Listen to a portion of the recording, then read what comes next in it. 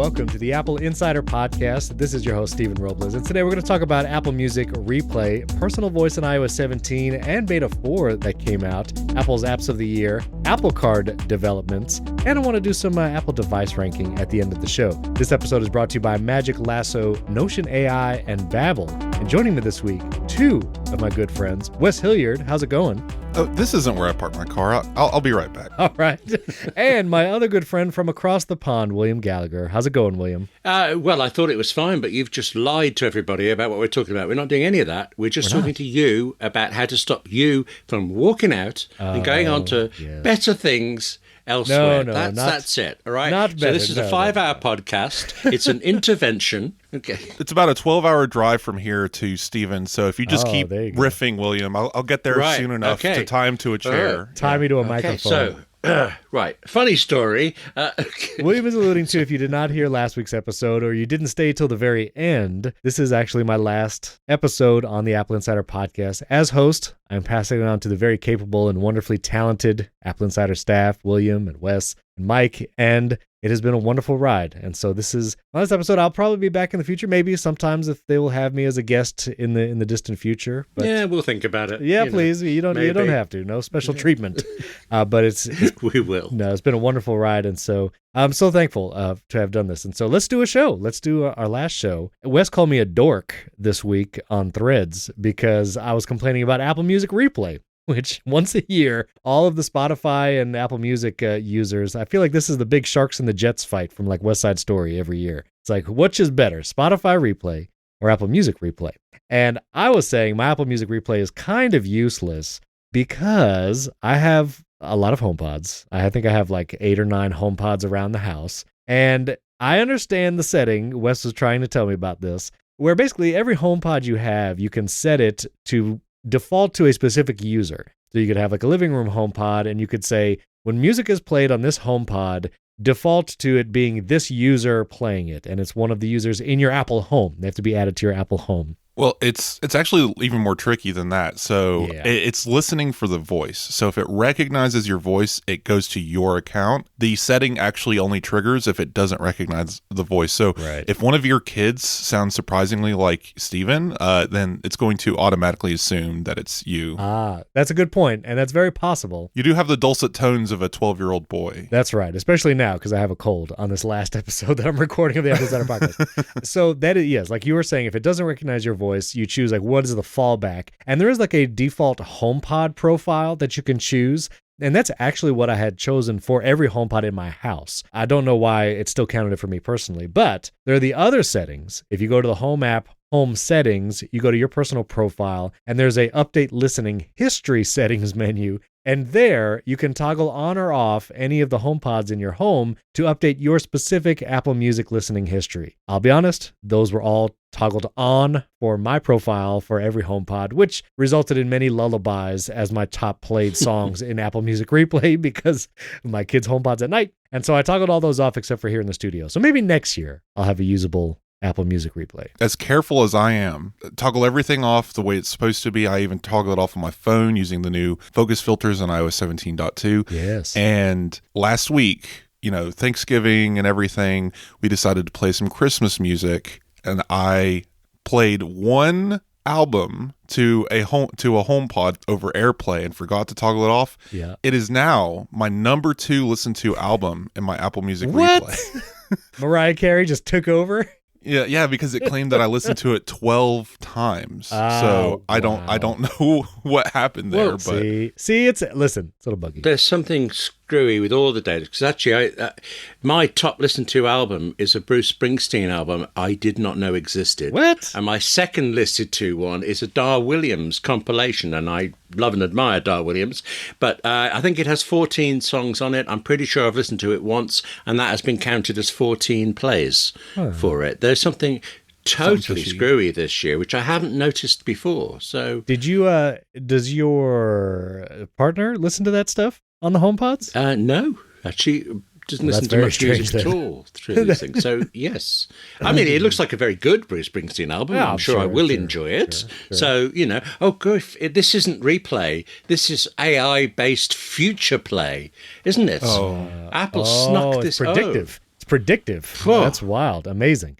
So that's Apple Music Replay. Again, hopefully next year it'll be a little better. But alongside Apple Music Replay was Apple Books Replay. I forget the name. But basically, you could also see if you use Apple Books to read books, Apple Books gave you some stats. Here's the books you finished or whatever. And they even offered these like personality type things where the kinds of books you read, it will tell you like, oh, you're the investigator. But it tells you what kind of personality you have, which I thought was interesting. My issue is it's not an issue, but I read physical books. I prefer physical hard copy books. Do I have a solution for you? Do you? Yes. Go into the Apple Books app and mark that book as read. See, that is, yes. A friend of the show, Zach Kahn, he told me to do exactly that. And so thankfully, if you do read physical books, but you would like to participate in this year-end thing, you can go to a book. Now, do you have to buy the book to do that? I haven't tried, so I don't know. See, I don't read physical books. All my stuff's in Apple Books, so right. I'm a monster. No. I like Apple Books, and I have read them there.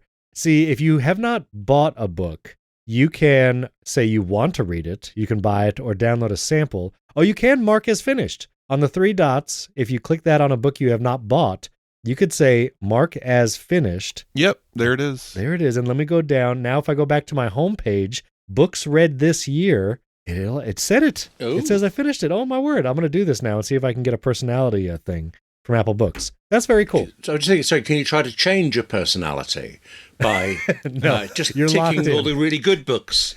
Right. There's all the New York Times bestseller self-help books. Yeah. This is actually a great place to just lie. Just go in and say that you read all these like philosophical books and brag to your friends about how amazing you are. I could see people doing that. I have read The Prince by Machiavelli. I'm just saying. I have read it. But I did want to mention while we're in the book section, because we'll probably never have another chance ever again to talk about this. What? Because how often do we get Apple Books news? Nobody buys books anymore. Sorry.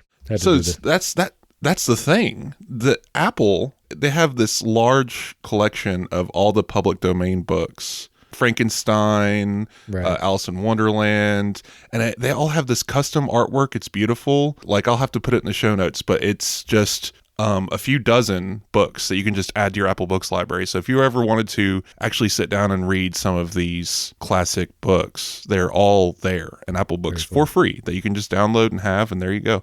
Great for students because they're usually reading something like this. That's cool. I mean, there's even like Macbeth, The Odyssey, Peter Pan, The Land That Time Forgot. There's all these books, so go nuts. Sorry, I just realized the other day, the first time I read Pride and Prejudice, it was on an iPhone in 2008 using an app called Stanza, which is long forgotten. But more recently, I don't use Apple Books much because a couple of years ago I got a physical Kindle. And although I tend to use my iPad more now, I have such a Kindle collection, I keeps adding to Kindle-y things to it. But they, as well as the public domain short collections, on Kindle you can find, 80 classic novels and things, and all of the works of somebody like Jane Austen. So I've been getting those and just reading them all. And it's just fantastic what you can get. That's very cool. If you haven't spent a lot of time in something like Apple Books, I recommend going and poking around. There's actually a surprising amount of free books, free content. And especially like around Comic Book Day, there's always free comics. They do that too in Apple Books. So just keep that in mind. I didn't realize that. Wow. Yeah, Apple Books gives out a lot of free comics, and there's a lot of times the first volume in a comic series is just free automatically, and sometimes books are just given away for free or sold for 99 cents. Like it's cool. A really good app for that kind of stuff, and the way they present all of it and all the controls, they brought back the page curl. Page curl is Steven. nice. You got page so curl. Yeah. Yes, all very good. I also will say the 3 books I just marked them as read.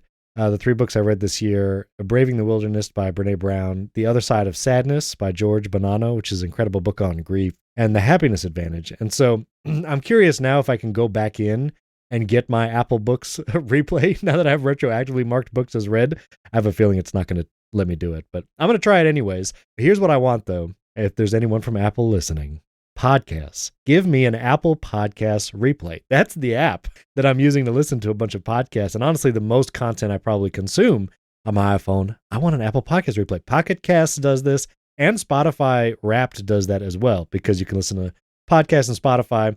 And so I would love it for Apple Podcasts. That's all I'm saying. Yeah, I think it would be interesting to see all the tech podcasts that I listen to. Just Yeah. I think Apple News Today might actually be the one with the most episodes because there's one every single day. So that would probably be my most listened to, just not by minutes, by episodes. I will say too, you can backdate when you read a book. And so I'm totally going to go back for the last like 5 or 6 years and really add the books that I have read. So Apple Books knows those are the ones I read. And maybe next year I'll get an Apple Books replay. Oh, you can mark them. You can mark the date. You can backdate when you finished a book. Yeah. And I have a little note where I keep track of the books I read in a year. We're saying that about comics, actually. It's just made me nostalgic for back in the day when on the iTunes store, as was, every September, the first episode of most US TV shows was free to download. And because I'm in the UK, but I have a US account, so I could watch all of these shows for free. I have hundreds and hundreds of US TV dramas in my iTunes US account. And now that things are, network fall season is not really as big as it used to be. Those days are gone, and hardly anything is free anymore. And it's just back when it was 1/40th of a season to give away for free. Now it's 1/12th of a season. That is true. There's a much higher percentage of a season for one episode. But also the Apple Podcasts and Apple Books like top charts were released for the past year. Unfortunately, we did not make any top podcast charts. But I will say I watch the Apple Podcast charts every time a new AppleInsider podcast drops. And last week, I believe it was on Saturday, the episode reached a number 17 on the top episodes in the technology category, right under John Gruber. So yeah, we were in good company on the podcast charts. It's incredible seeing these top podcasts and globally and all of that, because I've never listened to anything other than like these, what you would consider niche. I've tried stepping into the wider world and turn it on, and it's brought to you by Campbell's Soup, and I turn it off immediately. Just I don't want it. I don't want it. Yeah, there is. Yeah. I have noticed in certain podcasts, like the dynamic ad insertion and whatever tracking can be done that will be done, pretty wild. Like I've been hearing ads for in Tampa Bay, such and such, and I was like, no, I don't want to hear this in a podcast because that's a tracked ad. But I do listen to Smartless. I do enjoy hearing about the celebrity and like the Hollywood interviews that they do. And they also do interviews with like Stephen Curry recently. And they interviewed Dave Grohl a while back on the Smartless podcast. And that was pretty interesting. So I'll give him that. iOS 17.2 Beta 4 came out. We have more updates. Again, we're awaiting the official release. I think it'll be coming next month, December, as you listen to this, which will come with the Journal app. Several other things like default ringtone was fixed in this beta. But I also wanted to mention 17.2 for the personal voice feature, which we've talked about before on this podcast. But just this morning, Apple released a video or a short film directed by Taika Waititi, literally touting this specific feature, touting the personal voice feature. The short film, the voice you hear is actually a Dr. Tristram Ingham, a physician from Taika Waititi's hometown in New Zealand. And he actually used personal voice to narrate the entire short film. I actually couldn't tell at the very beginning, and then as you listen, it's like, wait a minute, this sounds a little maybe AI generated, and it was actually personal voice the entire time that the narration was generated by that. And I will say, Apple's really good at like pulling on the heartstrings for these kind of features, but it does show that there's an actual real person using this feature and needed this feature so that he could, in his voice, speak to his daughter. Like in the video, he's telling a story to his daughter through the personal voice in iOS 17. I will say, I did personal voice. You can enable it in iOS 17. It's not part of the 17.2. Like if you have iOS 17, just whatever, you can do it right now. You read 150 statements and the iPhone will record you saying it. It takes 24 hours after you finish that process, and it will create basically an AI generated voice or a machine learned voice, your voice, a clone voice, and then you can have it read any text that you want in quote-unquote your voice. Have either of you tried this or set this up? This is my AI-generated voice. It's been on the show That would be the weeks ultimate. Now, while I am off reading books. Yeah. That would be the ultimate twist, that every word you ever heard William say was AI-generated. Does William even exist? He's, Okay, this is getting existential now. That is true. I think, therefore, I am. I did personal voice.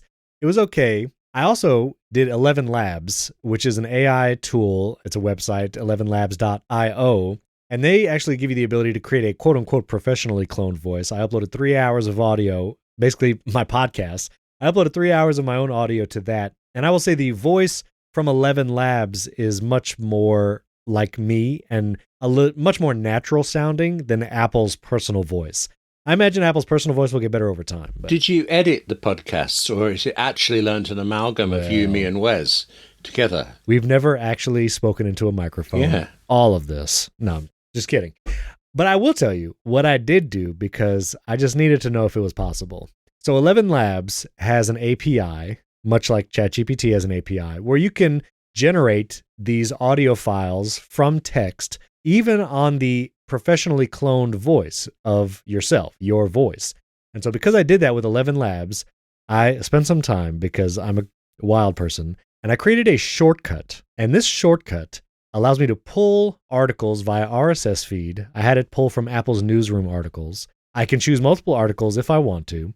It sends the body text of each of those articles to ChatGPT to summarize into one paragraph, long, a pretty good sized paragraph. And then in the same shortcut, that paragraph of text can be sent to 11 Labs to generate an audio file of my cloned voice reading those words, and then put it all together with a little introduction saying today is November 30th, and this is the news, and then reads the summaries of those news articles all in an audio file, and I didn't have to say a word.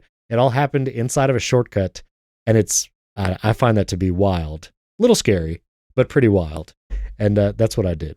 I even published a podcast because, I don't know, I felt like I wanted to do it. So I'll put a link to that podcast if you want to hear my AI-generated voice read Apple News. But it's funny. It reminds me of the existential crisis of like, machines are going to replace people, and then you realize the people are actually just, you better at the job, right? This is one of those things where podcasting, I don't know that you can add enough humanity to one of these robots. Maybe later, heck, a decade from now, infinite timeline, sure, but I don't know. It just seems like the person has so much better control of inflection and personality and emotion that people still attach themselves to that they're not going to want to hear a robotic voice for everything. Maybe some things, but not for everything. Well, and it sounds robotic now. That my mind goes to 2 to 5 years in the future when it's much less robotic, maybe even weirdly accurate to a person's voice.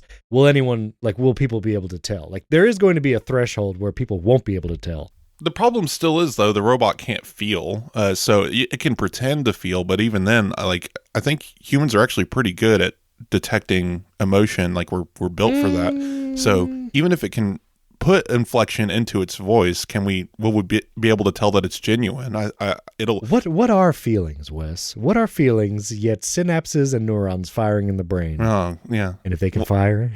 Yeah, welcome to the new AppleInsider podcast where we talk about minds and emotion. Existential dread. That's the new tagline. Yeah, can I leave as well? What do you think about all this? I mean, I know you use... Well, funnily enough, the thing that popped you popped into my head there is we have a thing going on in the UK at the moment where supermarkets are removing self-service checkouts. I actually like them. The speed is being able to go in and blip, blip, and you're out. But for some reason, it's just not working out for a group of supermarkets, and they are going back to having real live people. Now, I like the conversations and things like that, but I'm surprised that it's enough of a difference that it's economically more viable for them to do this.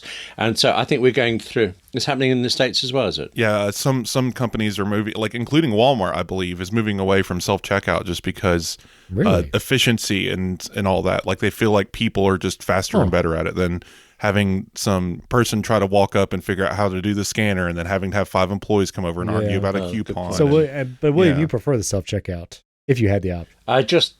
For the speed and the things of it. There are all sorts of reasons for it. I feel a bit guilty saying that because it's doing people out of a job and stuff. But there's also, the reason it's on my mind is it feels like certain things with that and AI are new toy-itis, that we will go through this mad rush for them and then it will settle back down to what it is actually good for and not what it isn't good for. That's what I think we'll end up at. Since I'm such a privileged human being and believe I should be weighted on hand and foot, I will always go to the human checkout because I don't want to do anything. Yes. That's funny. I would have thought the opposite for you. I don't want to bag my groceries and put them in a cart. I just want to pay and leave. Like, I want to get out of there as quickly as possible. When I'm doing full-on groceries and I have like dozens of items, I definitely do human checkout. But if I just have 3 or 4, I'm a self-checkout all the way. Oh, sure. And if you go to a Lowe's or a Home Depot, which are like hardware stores here in the states, there's no employees in the store anyway. I mean, even if you need one, there's nobody around.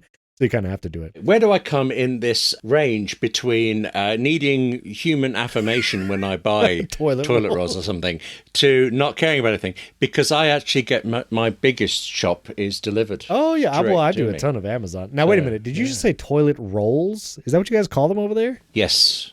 That's what we call them. I mean, we call them toilet paper rolls. We just toilet paper. Toilet paper. Okay, I guess it's not that different. I was just trying to get on news for something. I will say there are like actual use cases for some of this that have occurred. I think one of the most notable times was the Obi-Wan Disney Plus series, the Star Wars series that was on Disney Plus. The Darth Vader voice was actually an AI cloned voice of James Earl Jones.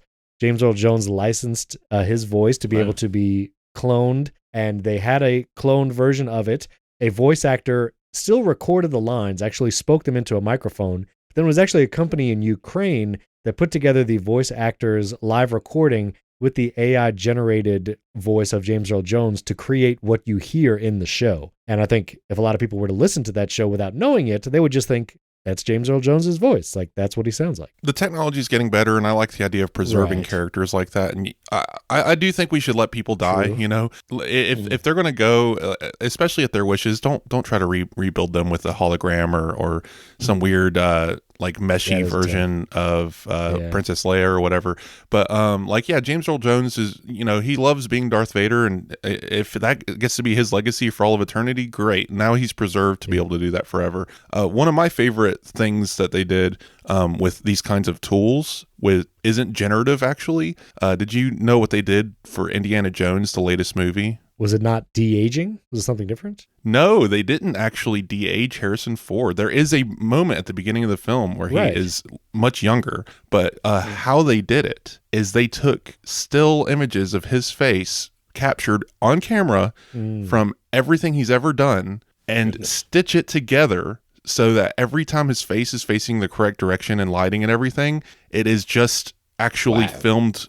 Yes, like it's cool. Crazy how they did it. They actually use real images when he was younger and put it all together. And yeah, there's some algorithms in there, and there's some fixing and post with, I'm sure, algorithmic AI or whatever.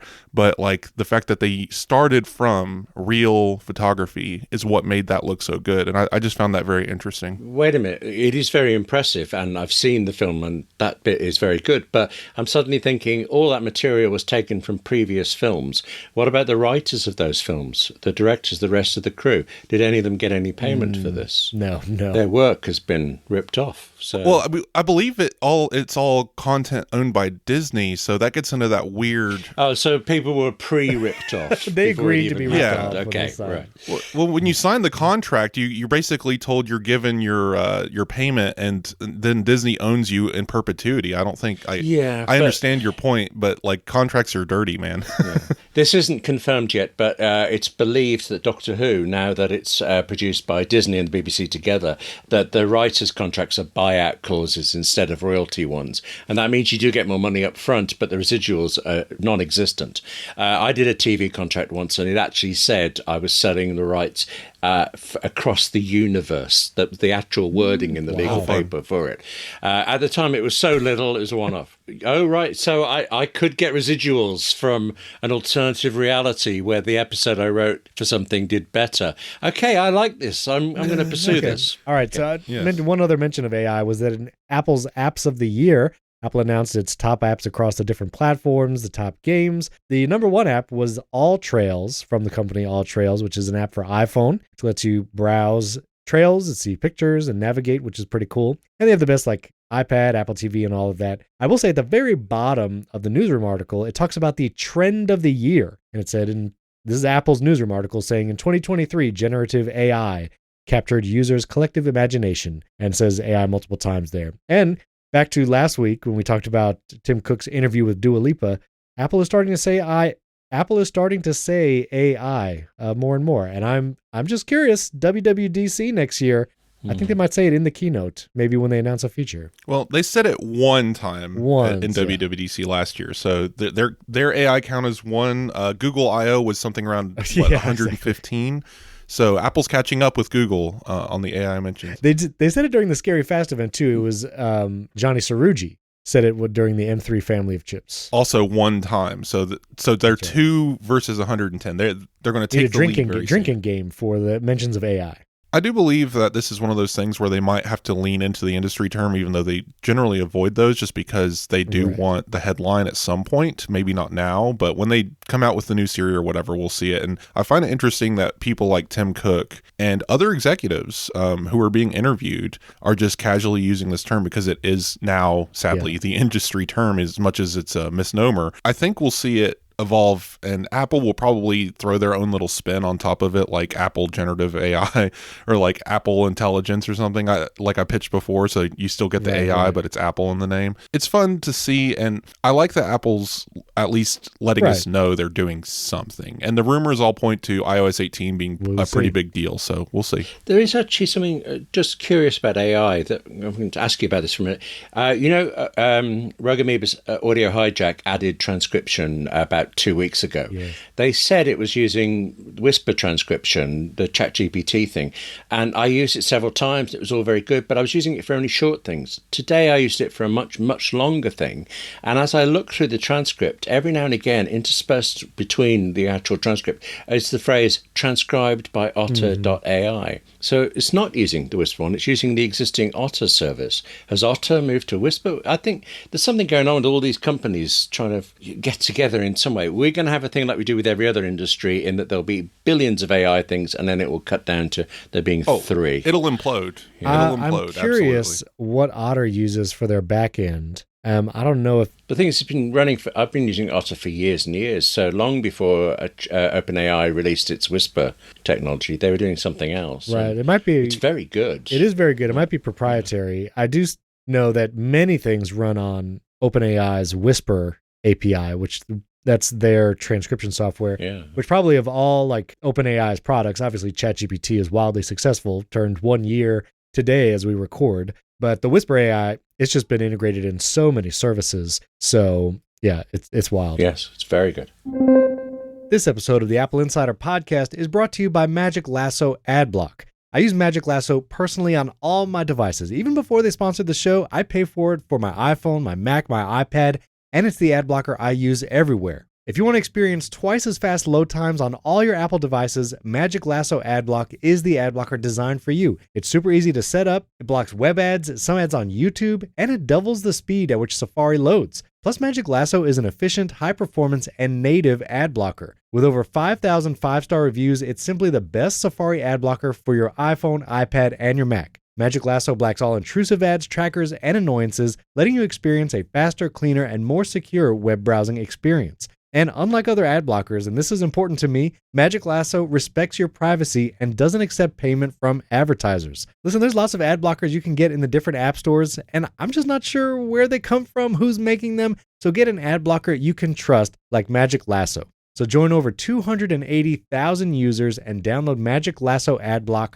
from the App Store, or as a special offer for Apple Insider listeners, go to magiclasso.co/Apple Insider to receive 1 month's free access to all the app's features. That's www.magiclasso.co/Apple Insider to receive 1 month free access to all features. You have nothing to lose. Try it out. I know you'll love it, and you'll understand why it's my go-to. That link is also in the show notes. You could just click it there. Our thanks to Magic Lasso Adblock for their support of the Apple Insider podcast, and our friends at Babbel. No hay mejor manera de aprender otro idioma than Babbel. Yeah, that's right. I said there's no better way to learn another language than with Babbel. We're heading into the holiday season. Maybe you have some time on your hands and you want to pick something up. Well, spend that time and learn a new language. Maybe you're traveling to another country, or you have relatives that speak another language and you want to be able to have conversations with them. Babbel is the way to do it. Instead of paying hundreds of dollars for a private tutor or fooling yourself with language apps that are little more than games, Babbel's quick 10-minute lessons are designed by over 150 language experts to help you start speaking a new language in as little as 3 weeks. And Babbel is designed by real people for real conversations. All of Babbel's tips and tools for learning a new language are approachable, accessible, and rooted in real-life situations. I also love the Babbel app because when you talk into it, it'll give you little accent hints here and there. It'll let you know that you're speaking the language like it's supposed to be spoken. And studies from Yale, Michigan State University, and others continue to prove Babbel is better. One study found that using Babbel for 15 hours is equivalent to a full semester at college. With over 10 million subscriptions sold, Babbel is real language learning for real conversations. So here's a special limited time deal for our listeners to get you started right now. Get 55% off your Babbel subscription, but only for our listeners at babbel.com/AppleInsider. Get 55% off at babbel.com/AppleInsider. Spelled BABBEL.com/AppleInsider. Rules and restrictions apply. And links in the show notes too. You can just click it there. Our thanks to Babbel for sponsoring this episode. This came out after we recorded last week and totally missed it, but we have to talk about it. Apple officially announced that next year in 2024, it's going to adopt RCS messaging in the Messages app.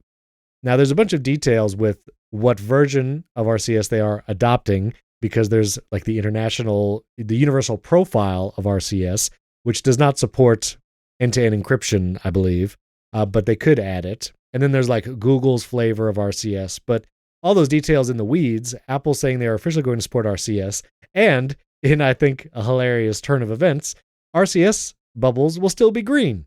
So you're either blue iMessage or you're still green. But when you're messaging RCS users on your iPhone, maybe late next year, I imagine it will be an iOS 18 update, that you might get ellipses and delivered and read receipts and higher quality images when you send it.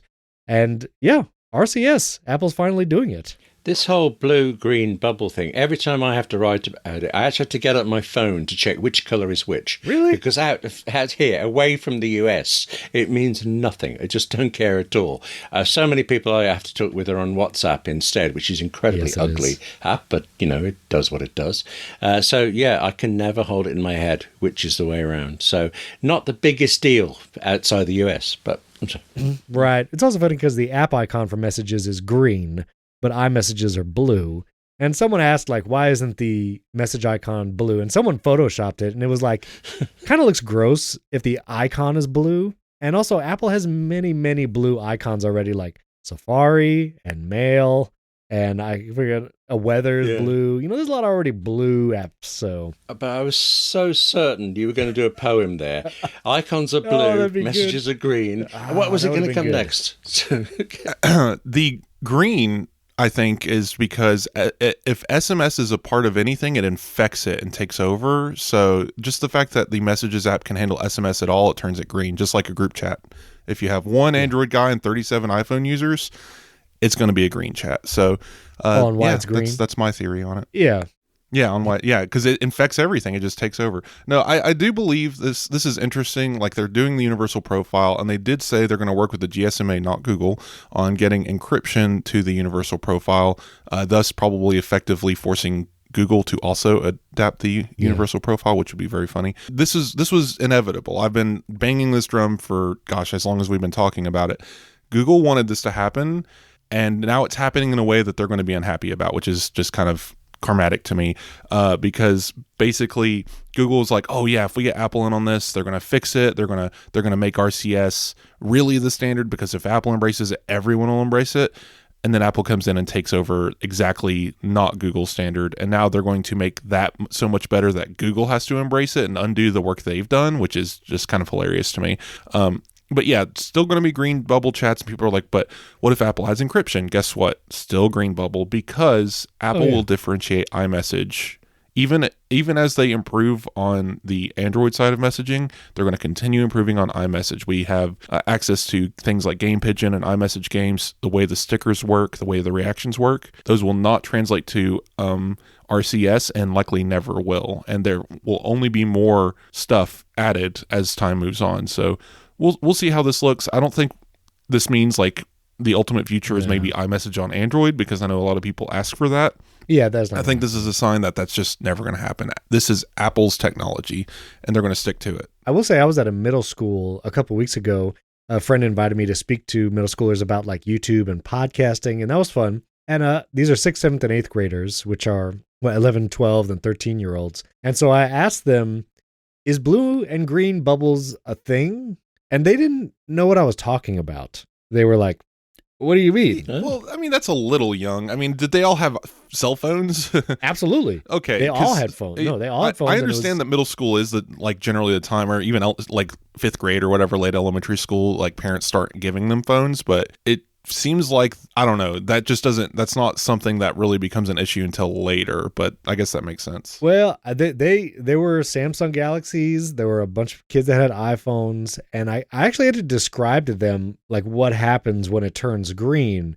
And they were like, "Oh yeah, I noticed that, you don't get the ellipses or whatever." But they acted like it wasn't a big deal. Now, this is one middle school in Central Florida that is not indicative of the United States, but I do wonder if like the younger generations, like middle school and younger, will not have the same like harsh visceral reaction that maybe high schoolers today in the US have. I don't know. Well, so it's actually kind of funny because I have young nieces and nephews, so I get to see this kind of stuff all the time. They're not on Messages or iMessage. They don't do that. Even like some of the kids I know just it's actually kind of funny. It's gone upside down now that mental health is such a priority, and anxiety is such an open thing. A lot of kids just say, I can't be bothered to text if it's too short a conversation. I'll just call you or FaceTime you. Wow. A lot of these kids just lay around with FaceTime just open all day, and like they'll just sleep with FaceTime on next to them. Like, it's kind of ridiculous, but they just don't use iMessage that way. They might go on there for games. I noticed that a lot of them like to do the game pigeon, but that's all they're using it for. All the like text-based communication that we're used to, the short messages, that's all Snapchat or maybe Instagram Messenger, and that's for the older kids because even Instagram Messenger is now for the olds. Yeah, so it's just funny how the trends go, and it's kind of doubled back on itself, and now kids just want to be on video chat or like Snapchat and like have images and these kinds of rich communications, whereas iMessage is the old way to do things. And I wonder if Apple's noticing that and if we're going to see a change in the next few years. William, do you ever get a hard time from Green or Blue Bubbles family members? Nope. I once had somebody saying, "Why are you suddenly blue instead of green?" Or was it the other way around? I can't remember. Because I'd updated something and something had switched off, and I fixed it, and they went away happy, and I didn't think about it.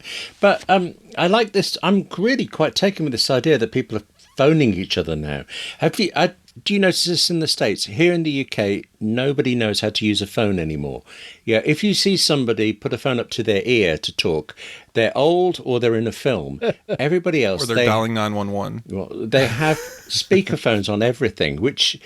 Why are you doing this to me? I don't want to hear 18 phone calls with people as I'm walking anywhere. But it's like they don't know. That's why they have to put it to their ears and things. I'm just fascinated. No, the speakerphone thing is maddening. Like, that happens a lot here still. Like, you'll just be in a grocery store and they'll have it on speaker with the phone's like bottom pointed towards their mouth, like they're talking to a microphone, walking around that way. And no, the eighth circle of hell is reserved for people who use speakerphone, just walking around. Yeah, I don't in public. Yeah, but also it takes an extra tap to get it onto speakerphone, or two taps, isn't it? Even so, why I don't know. It's weird. Yeah, it's just an interesting change. It is weird. I thought. So, Apple Card, William. What can you tell us about what's happening there? I still haven't got one. Is that, I'm not allowed? And you may never will. You may never will, William. Actually, I think it might be the other way around. Stephen, you're going to explain why I am actually may have hope. Well, no, this is actually a good story, Stephen, believe it or not. Oh, okay.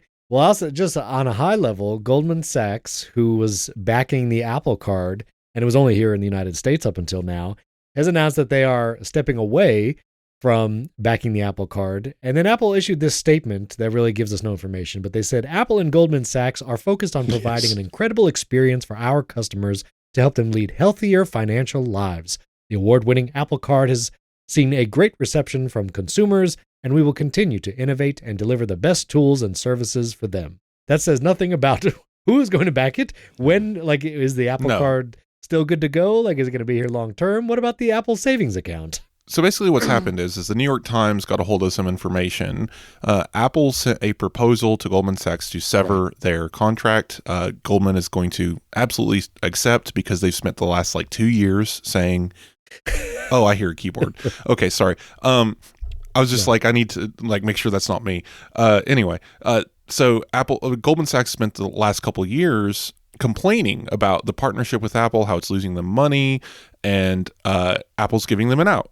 12 to 15 months from now, the contract can expire, even though they technically just extended it last year to 2029. So that's just no longer a thing. And Apple will be able to take it and shop it with other partners, maybe American Express. There's this other company that's, like a big advertiser guy that's not going to be great if Apple goes that route. I can't remember their name, Synaptic or something. And there's obvious other options, and we'll see where Apple goes. But I think this is a positive, because if you're an Apple Card user, and I think you are, Stephen, you might have noticed that since maybe 2020, nothing's changed, period, about the card. We get every now and then we get extra bonuses for shopping with certain retailers, but that's about it. Yep. Still the same. We get shortcuts actions that don't really work, and did get a savings account. Well, not even the development side, because that's Apple, and the delivery section that's never going to work because for some reason nobody cares. But that's, again, on Apple. Goldman Sachs side of things. So I'm talking about finance benefits. Still 321% usage. We rarely see any changes in that. Yes, there's an Apple savings account, but that, I think, was just part of Apple's contract with Goldman. And again, that's going with Goldman's leaving everything. So that is also being abandoned by Goldman Sachs when they go through this deal. But nothing's really changed. We don't have the 4.15% interest rate hasn't kept up with the industry. It was amazing when they announced it. It was ahead of most people, which was about 3.5 to 3.8%. Now, all those banks that Apple was competing with, they're around 4.5 to 5.1%. So the savings, high yield savings, is actually behind the competition because it hasn't moved. And I think that, and the fact that it hasn't expanded outside the US, we haven't seen updates to the cards to allow tap to pay, which is becoming more popular in the United States. Like, there's so many things stagnant about this. It doesn't work with any budgeting apps. The one budgeting app, Mint, actually is shutting down, that it did work with. So it's just kind of stagnated, and all of our benefits work and the card works. I use it. It's my primary card. I'm not complaining. I'm just saying nothing's happened. So Apple actually moving to a different bank might actually open it up to actually evolve and compete and offer new programs, new rewards, travel points, what have you, better things that we can take advantage of. Maybe even add some fees, give us a subscription to Apple Card to give us more benefits, right? None of that's happened under Goldman Sachs. It hasn't made it to the UK because, again, Goldman Sachs has just been unhappy with this partnership and unwilling to expand on a product that they deem a waste of money, because they are losing money on it. So we'll see how this goes, but I'm excited at the prospect of what could come from this change. But I will say, don't worry, don't jump ship. I think we're fine. Apple Card isn't going anywhere. Apple Savings isn't going anywhere. It's just going to move hands. I just tried to look up how much money does Apple make from Apple Card, and I can't find out. There was an estimate that it was going to be $1 billion a year back in 2019. But the success of it, the penetration of it, I can't see Apple backing out of this. I think that Apple is actually probably going to do it all itself. It's been growing its financial experience. That's kind of the hope. Yeah, it fits, doesn't it, with everything Apple does of trying to own the whole stack of everything. Yeah. Now, we did see this recently. Apple has its own LLC for processing transactions because of Apple Pay Later. And now Apple actually backs that with its own capital. So when people get Apple Pay Later, which is essentially a payment loan, that is secured with Apple money. And so they've already dabbled in this. I've forgotten that. Yeah, and I don't think because Apple's the controlling partner. Goldman Sachs has no say. They're locked in a contract. They can't do anything. Apple going to Goldman Sachs and giving them the out is absolutely a sign that Apple already knows either what they're going to do or they have a plan. This isn't them shutting down Apple Card. No. On top of that, getting any statement from Apple at all, even if it's a non-statement, shows that they're actually committed to keeping this up, because usually they say nothing when something's about to die. And maybe it'll take 2 or 3 years, like updating a Mac Pro or something, but they'd say nothing. All good signs all around. I'm excited, and maybe William will finally get to open an Apple savings account. We'll see. I hope so. There's one thing we should say just for completeness. We talk about Apple and Goldman Sachs, but Goldman Sachs did do other consumer cars, I think with General Motors and stuff, and it's all been disastrous for them. Oh, they've abandoned all consumer stuff is gone from Goldman Sachs, yeah. And they're still being investigated, aren't they, over various things? So you just from financial to legal difficulties, I don't know where they went wrong. And doesn't your heart bleed? Yeah, it's really heartbreaking. Oh, yeah. It's just for a company like Goldman Sachs to be in trouble? It sounds like a management issue more than anything. And I understand Apple was pushy, and I understand that they were demanding, like they required all payments to occur on the first of the month, which is apparently a drain on support lines. What have you? Sure, but you're big enough. You've got the billions. You're a huge investment firm. Why can't you figure out how to make it work? Like, why was this such a disaster when other companies can run consumer credit cards just fine and make money on it? So I'm not sure what happened. All right, there. I want to get to an Apple device ranking before we go. But one last news article. Apple announced that they are partnering with Amcor for chip packaging, and this is in Arizona. It's in Peoria, Arizona. And now chip packaging is not like they're going to do the whole chip process in Arizona. The silicon actually has to be fabricated at TSMC, most likely overseas, and then the final packaging, allowing it to like be put on the circuit board that goes into your iPhone, iPad, and other devices, that will be done in Arizona. But yeah, it's another step of Apple actually moving some of its pipeline and production to the United States, this in particular Arizona. So that's cool. That's all I got. There are times when even I think I'm too British, because the moment you started that with chip packaging, I'm thinking wrapped in newspapers with fish, with pies, with kebabs. It actually made me hungry. You guys say chips, your fries are chips, right? Or your chips are fries? Yes, that's right. Yes. On this front, I just want everyone to go check out a story I wrote, and don't even, read my story, sure, but go to the source, because these guys, they did the legwork. Rest of World did a story about 40,000 words long. It is a book. It is a whole thing. They followed some employees, anonymized their names, but that traveled from China to India to help train people there to work in India factories to build the iPhone. And they talk about the trials and tribulations of going from the iPhone XR, which was the first phone manufactured in India, to iPhone 15, which actually was the first phone to be simultaneously built in China and India at launch successfully. That was actually a success story. So wild, kind of getting an inside look, and again, interviewing employees, especially disgruntled ones, tired ones. You're only probably going to hear the bad things. So there is a lot of looking down and bad going on here, and I think the conditions are definitely not ideal, but it is wild to see like these Chinese employees saying basically to sum up the story, these Indian workers need to learn how to be more Chinese and work 12 to 15 hour shifts, accept all the extra bonuses, and never see their families is basically what it comes down to. Because they're saying, because they get there and they're like, man, these people, they work 8-hour shifts. What? They get tea breaks? What? That's so weird. But there's production to get done. Get back to work. What are you doing? And it's a wild story. Go give it a read. And the reason why I bring it up is because looking at this, bringing it to manufacturing to Arizona, a lot of people in the United States, a political thing, and I don't want to get into it, wants to things to be made in the United States. And just looking at going from China to India and seeing the trials that they're going through, my goodness, could you imagine trying to see how this would work in the United States? Because China doesn't have labor unions.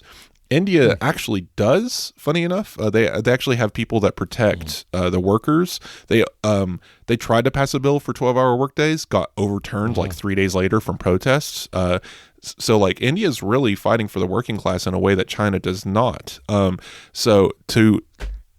I think the even more extreme example of that is to look at how we would do this in the United States. So just seeing these two kind of vignettes side by side was interesting to me. And I want everyone thinking on this because it is a humanitarian issue, what we're asking people to go through. And I don't really know how to answer this other than automation, but then we're putting all these people out of work. So what do we do here? It is a complex situation. And before we move to our tier list, I just want to go back to chips being a thing in England. And I need to tell William that we were watching Planet Earth last night. Me, my kids, and wife, we were all watching it. And, David Attenborough, how do you say his name over there? David Attenborough is correct. Okay, yes. I thought I was correct. I was trying to do it in a pompous way. He's narrating it. And whatever episode we were watching, there was a sloth was one of the first animals that he was covering. And apparently, I don't know if you do this too. How would you say that word yourself? Sloth, the animal. Oh, sloth. Yeah. So he kept saying sloth. And yeah, my daughter who's 7, she was like, why does he keep saying that wrong? And I was like, now. How else do you say it? Sloth. Sloth. Yeah. As in rhymes with cloth. That's right. Because it's the same 3 letters at the end. Sloth and it's the same 4 letters. Cloth and sloth. You don't say cloth, do you? Do you say cloth? Okay. See. Anyway. Right. Okay. We're heading into Merriam-Webster territory here. No, well, I told my daughter, I just like, listen, he's English, which is literally where the name of the language comes from. So they probably invented it. So let's just keep watching. I speak American. I don't know what you're talking about. So here's multilingual, English, American, That's right. Australian, That's right. Irish. I got them all. Yeah. Wait, David Attenborough is a legend here, and actually he's such a legend that people have forgotten how much of a legend. Everybody associates him with nature things, which he has been doing for decades now, but he was controller of BBC Two about 50 years ago. He was like a major figure in British television history. So, okay, obviously, and mine, yeah. Sir David Attenborough, Apple TV Plus. Go watch. If you haven't yet, please, I beseech you, go watch the what is that called? The dinosaur one. The prehistoric history one. The Apple TV Plus. Prehistoric Planet. Thank you. You put the word in my head. Prehistoric Planet on Apple TV Plus. Sir David Attenborough. Amazing work there, and I just love hearing him talk about dinosaurs. This man in his very serious British voice talking about these things that don't exist in a very serious way. I love it. It's I will say. First of all, David Attenborough has his own Wikipedia page. Of course, he's on the. See, William. Is it linked to William? Command F. No, I've heard Burrow too often now. I've got to come in. David Attenborough. Burrow. How you say it? Okay. Anyway, he's also 97 years old. Kudos to David. It's what an incredible career he's had, and as I understand it, he was a very nice guy as well. So, I'm going to put the link to David Attenborough's Wikipedia page as the top link in today's show notes for my final episode. And everyone's going to wonder why in the world is that the top link until they get to this part. This episode is brought to you by Notion. Guys, I have developed a new love for Notion. I started using it even more as I plan my videos and podcasts, projects, and research. I use Notion for everything. It's just a wonderful productivity application. And what makes Notion even better is now you can use Notion AI everywhere across your Notion database. Notion AI can give you instant answers to your questions using information from across your wiki, projects, docs, and meeting notes. And using AI in Notion is so much easier than just having kind of a blank chatbot. All I do is hit the little backslash and you'll see the Ask AI features and it'll get you started. It can offer to summarize things, even translate things into different languages. It's really helpful if you give it a transcript, maybe a podcast transcript or video transcript, and you can ask Notion to summarize it, give you bullet points, even make social media posts out of that, or take a video transcript and rewrite it as a blog post. Then Notion AI can even change the tone, make it sound more professional or casual, all of that right inside Notion. You can also ask Q&A questions from anywhere in Notion. Find exactly what you need without leaving the doc you're in right now so you can stay focused on what's important. Plus, you can trust your data is secure because Notion AI is designed to protect your information. No AI models are trained with your information, the data is encrypted, and answers will never use information from pages you don't have access to. When you use Notion AI, it's even easier to do your most meaningful work. So try Notion AI for free when you go to notion.com/AppleInsider. That's all lowercase letters, notion.com/AppleInsider to try the powerful, easy-to-use Notion AI today. And when you use our link, you're supporting the Apple Insider podcast. That's notion.com/AppleInsider. That link is in the show notes. You could just click it there. Our thanks to Notion for sponsoring this episode. All right, last thing I want to do before we go. I made a little video earlier this week rating all of the devices Apple currently sells in its store new. That you can go to the Apple Store new and buy all these things. And everything from the M3 Max that were just launched to devices that are like 8 years old that you could still buy new today. Spoiler, that's the original Apple Pencil that is still being sold. Thank you. I was trying to work that one out. Yeah. Yeah, exactly. And so there were a couple of devices that I put, this was an S tier list, meaning S is like superior, top of the list. And then you got A, B, C, D, F, F of, for fail being the lowest tier. And I had mostly people agree with my rankings and where I put different devices. There were a couple devices I put in the F tier. One caused a bunch of hullabaloo, or hubbub, whatever you guys would say over there in the UK. And then some other ones in the D tier. But I was curious what your guys' thoughts on some of my rankings, mainly the low ones. So first of all, the M1 MacBook Air is still being sold, the 13-inch M1 MacBook Air that launched in November 2020. It's now 3 years old. No MagSafe connector, no MagSafe charger for this MacBook Air. It just has the 2 Thunderbolt ports, still 8 gigs unified memory, 256 SSD, and it's sold for $999. And I understand Apple needs a sub $1,000 laptop, but the M2 MacBook Air is only $100 more. You get MagSafe charging, and you get like a newer chip. You get the M2, plus you can get it in 13 and 15-inch. But I find the M1 MacBook Air, at least today in December 2023, no longer that great of a deal. And so I gave it a D tier rating. Boo. Because I feel like for $100 more to get an M2 MacBook Air is just such a massive upgrade. And the only reason it's still around is to be sub $1,000. What about education pricing? Wouldn't that be $100 less? So actually it's probably $899 for education. Does that make a difference? Yeah, but then the M2 MacBook Air, the M2 MacBook Air with education pricing is then $999. If we live in a world where only the Apple Store exists, I agree with your assessment. But refurbished and used M1 MacBook Airs, even new, $700 to $750. You're telling me I can have an entire M series Apple Silicon chipset and a Retina display MacBook with aluminum casing, giant trackpad, beautiful keyboard for $700? Unheard of. Never. Go back in the whole history of the Mac, and you've never been able to get a modern device that works as efficiently and as well as it does, as powerful as it is. I mean, the M2 Mac Mini is $600, but yeah, I take your point. But I'm talking about a MacBook. You have to go buy a monitor for the Mac Mini, and in order to get a Retina display, you'd have to spend $1,600. So that's No, I agree. Like the refurbished world, for sure. Like I am so glad that there are M1 chip laptops out there. Those are incredible deals and values for those who needs to get them. But to be sold as new for $999 directly from Apple, that's silly. Apple, that's the one thing I'll agree with is Apple needs to work on their pricing. And I know this isn't even a Tim Cook thing. This is just an Apple thing of keeping things the same price forever. It would be nice to see them do price reductions after being on the market or being outdated. William, what do you say?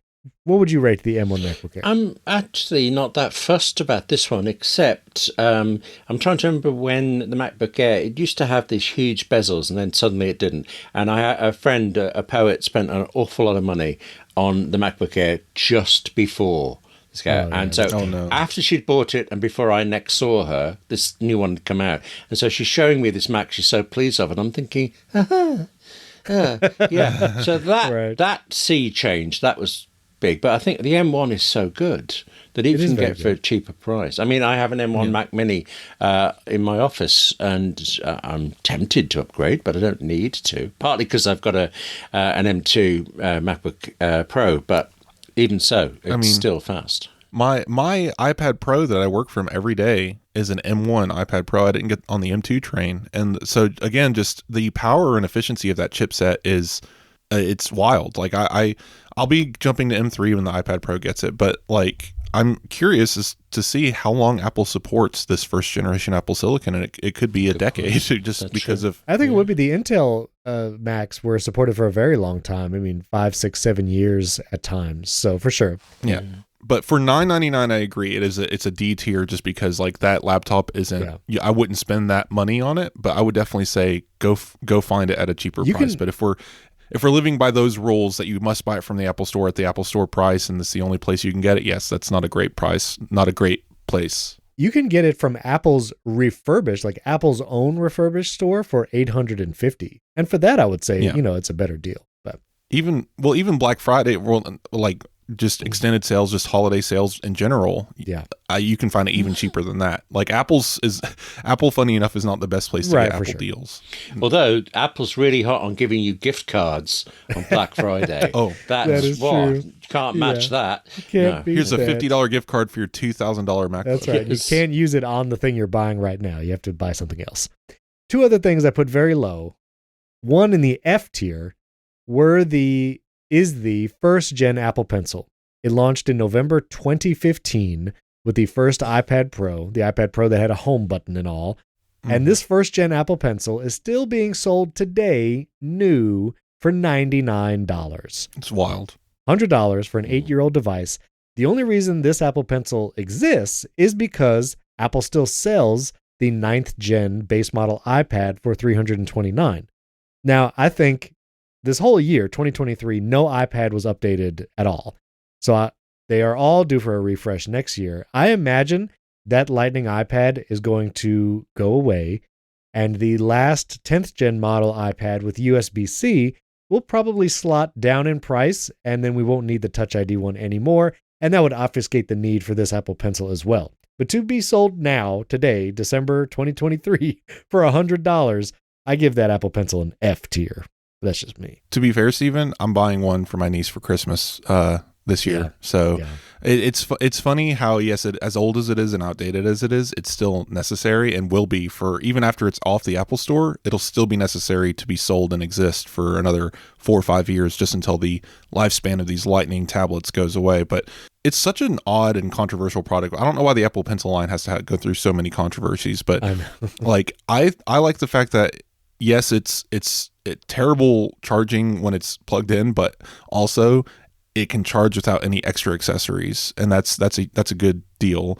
And I agree with you. I think this next generation of iPads we're going to see, like in March, April, we're going to see both Apple Pencils get ditched for a new higher tier, and then we're only going to have USB-C and the newer Apple Pencil, and the other two in the market are just going to fade away. And that's all fine and dandy. And $99 is steep. Like, I'm going to go find one for like 60, but yeah, I agree. Like it's again, it's just super odd that Apple likes to hold on to prices so hard, especially for products that need to kind of go away. William, what do you say? Where do you think that should land? Just that I was very lucky to find Apple Pencil 2 or whatever it's called in my hotel room in Tokyo. Oh, that's right. Couldn't find the original owner. So bargain, I thought, that one. But, and it worked with my iPad. That was the thing. The only thing I have against the Apple Pencil is being certain you're getting the one that works with your iPad. And then if you change the iPad, you're throwing away a pencil and stuff. So I'll be glad to see it all kind of simplify. But otherwise, it does what it did. So if it works for you. So iPad Mini, S tier, right? Listen, I put iPad Mini. Let me see where I put it. I put it in C tier because I still love it. Oh, it needs an update, but it's still the perfect device. I like the iPad Mini. I wish it had a better display. It would be nice to be updated. I would love Face ID on it and instead of the Touch ID, but it's still good. I would get it on sale. Like, don't spend full price. iPad Mini Pro. Well, I would say just don't spend full price at Apple. You can get it for $100 less on Amazon most times. Oh, absolutely. And so, just don't buy it new. But I think the most controversial that I might have been in this ranking were AirPods. Now, I will fully admit, I probably put AirPods Max too low. I was a little upset. I was a little upset because the AirPods Max are 3 years old. They have the older H1 chip, which is not capable of adaptive audio or conversation awareness that the AirPods Pro are. Still has a Lightning connector and no update in sight. And so I gave it F tier. Now, that's probably too low. I understand, basic Apple guy. I'm sorry I made you upset. Maybe it should have been D tier. But I understand. Well, the headphones I'm wearing just burst into flames. I know. You're an AirPods Max guy. And listen, they sound good. I used them on a long flight just earlier this summer. But, 3 years, $550 for a 3-year-old device. I think that's it, though, isn't it? It sometimes the price corresponds to the release frequency, and I think Apple knows that they can't update AirPods Max every year and expect it to sell. They've made that mistake before, trying to release these super expensive products back to back and just not selling them. But I agree with you. It's definitely time for an update. Yeah. F does seem harsh, but it kind of feels that way because My AirPods Pro, I think technically are better headphones than the ones I'm wearing. Even though only because of technicality, the AirPods Max produce better audio because there are larger cans that fit over my ears with better isolation. But if it wasn't for that, AirPods Pro 2, absolutely the better headphone, technology-wise, sound-wise, everything. But they just went out physically. So yeah, I'm interested in updating. I will be the first one in line. I'll use Apple Pay later just to be silly about it, and I will be buying some new AirPods Max. It'll be great. William, what do you say? I'm saying I still can't find my AirPods Pro that I lost at home after my Tokyo trip. So I'm on wired headphones at the moment, and they're fine. Are you sure they're not in Tokyo? Have you called the hotel? Yeah, I'll swap you for this Apple Pencil. That's not a conversation. Right. I think that's what happened. There. No, I don't need AirPods Pro at all. I'm fine. Wired headphones. Yeah, that's great. That's all I ever want. Long cable. Well, when you're recording a podcast, wired is good. True. Just to, also the last AirPods thing, it is weird. AirPods 2nd gen are still being sold new on the Apple Store. Like, these are not AirPods 3, which I think are actually good AirPods, but AirPods Gen 2 for $129. They need to hit, if they were $99, it would be perfect because they're still good headphones. Good. Yes, they're ancient, but like AirPods 3 is so much better though. Like, they sound way better. Right, that's what I'm getting at with the price point. Even maybe like $79, just like having a cheaper option on the market. Like, yes, I see a lot of AirPods Pro around, but I see a lot of younger people with the stick old AirPods and a lot of fakes. So if they were more agreeable in price, I think Apple would have a good market there. But I don't know if they're trying to even aim for that market, honestly. Yeah, I do kind of miss the tap controls. I know those, varying people don't like them. Some people like squeezing the stems, but I actually found the tap controls to be pretty fast and consistent. And I love controlling the volume from my AirPod just by swiping. It's so nice. Yeah, I've never gotten used to that very much. I do it on the bicycle. I'll be out riding and only have one hand. And yeah, I can reach up because the live activity on my Apple Watch and my iPhone will be like fitness. So I would have to do a lot of finagling to get to the music screen to use the digital crown or something.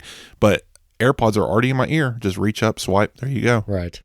AirPods Max. So I have been working on a streaming setup for using solely an iPad. So iPad connected to a Thunderbolt dock to a studio display with a 4K streaming box connected to a Nintendo Switch, right? Yes. That I can basically stream Nintendo Switch to Twitch through an iPad only, no Mac involved. Been very exhausting trying to get the setup to work, but it does work. And I ran into the funniest barrier, and that was getting the audio of me speaking into the stream. Oh, right. And so plugging the AirPods Max in through the audio jack to this thing, I was just no voice at all. I think there's too many digital to audio conversions because I think it happens twice on these headphones because of their digital nature. And the microphone placement being down by my neck just did not agree with this thing. Because it's looking for a pure analog microphone. Even the microphone I'm speaking into now is a digital microphone. Did not want it. Oh. I had to go to Best Buy and buy a pair of $80 Logitech over-ear gamer headphones with the little microphone dongle guy that hangs down in front of your mouth. And that actually worked. I plugged it in, and now I have clear audio coming through my stream. Wow. I just thought it was funny, like. I wonder if the microphone placement, because again, these just don't work as analog headphones. And I remember Beats actually having a thing forever and it being super important to DJs and stuff. And I wonder if AirPods Max 2 could address this. I doubt it. But like if you bought a pair of Beats, gosh, what were they called? Beats Pro Max, or it was the ones where there was actually two headphone jacks in the single set of headphones where you could have multiple people plug into multiple sources and you could mix on the headphone. Like they really liked headphone jacks over there. And you could actually plug in a set of Beats headphones over this headphone jack and get an analog connection even without power. If the battery was dead in your Beats, you could still listen to music on them because they were pure analog headphones at that point. and AirPods Max can't do that. And I wonder if that's something we could see in the future, or if Apple's just going to abandon all things analog. I don't know. Just thought that was a curious thing. I want to throw that in at the end of the show. William, did you have something? Only that this is the end of the show. So, Stephen, you're out. This is gone. It's Wes and I now. And with Wes and I in charge, we need to say thank you for the hundreds of hours you've done for the Apple Insider podcast. You've made it a great show that we will now have to somehow live up to. And it's great that you're going to such interesting things, but it is a terrible thing that you're leaving us. And one day we will forgive you. Okay? Yeah, we're definitely going to miss you over here, Stephen. I look forward to you coming back as a guest host, and it's definitely going to be interesting. The Wes and William show. We're going to have to find our own rapport. I think we've had 2 whole shouldn't episodes it be the William together. and Wes show? Let's be clear, right from the start. Oh wait, it's already starting. It's already starting. Alphabetically, I think it's Wes and William. Gallagher's my surname, so I just edge it in front of me. Right. I'm going to let you guys handle that, but you're very welcome, and truly from the bottom of my heart, thank you both, William and Wes, and Mike, and the whole Apple Insider team. It has truly been an honor to do this show. It's been a privilege. All the listeners out there for many years of listening, lots of great messages and social media replies after the last episode went out and people heard the announcement. And I truly thank you for all of that.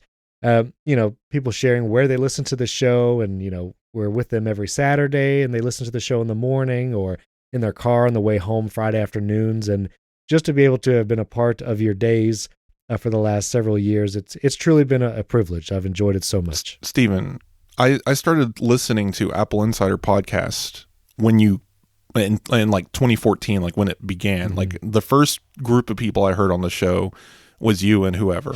Sorry to whoever there. That was was it Neil?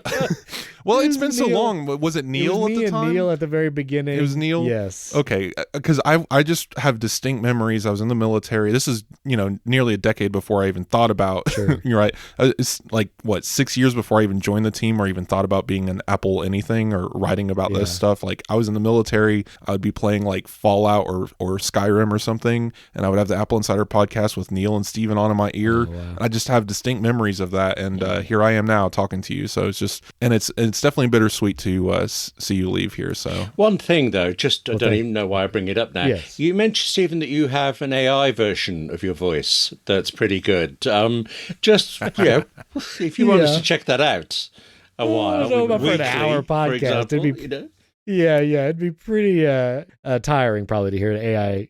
We'll make him do the AI. We'll make him do the ad reads. That's it. Right, exactly. But truly, thank you all. It has been a pleasure. Everyone who listens to the show, continue listening. Support William and Wes and all of Apple Insider. And of course, you could keep supporting the show at patreon.com/Apple Insider, directly in Apple Podcasts. And if you'd like to contact me or get a hold of me, my social media handles are all in the show notes. You can get a hold of me there. And I'll just say, if you want to see my personal page and send me an email through that, you can go to beard.fm. Oh, right. That's my good website. name. Okay. Beard.fm. It's just easy to remember. It provides a little chuckle most times, so it's always fun. But truly, thank you all. It has been an honor and a pleasure. And enjoy. We'll see you next time. Well, I won't see you next time. I don't know how to end it when I'm not going to be here on the next time. But you'll be listening next time, and that's the same thing. Yeah. I will be listening. I will definitely be listening to the Apple Insider Show. So thank you all.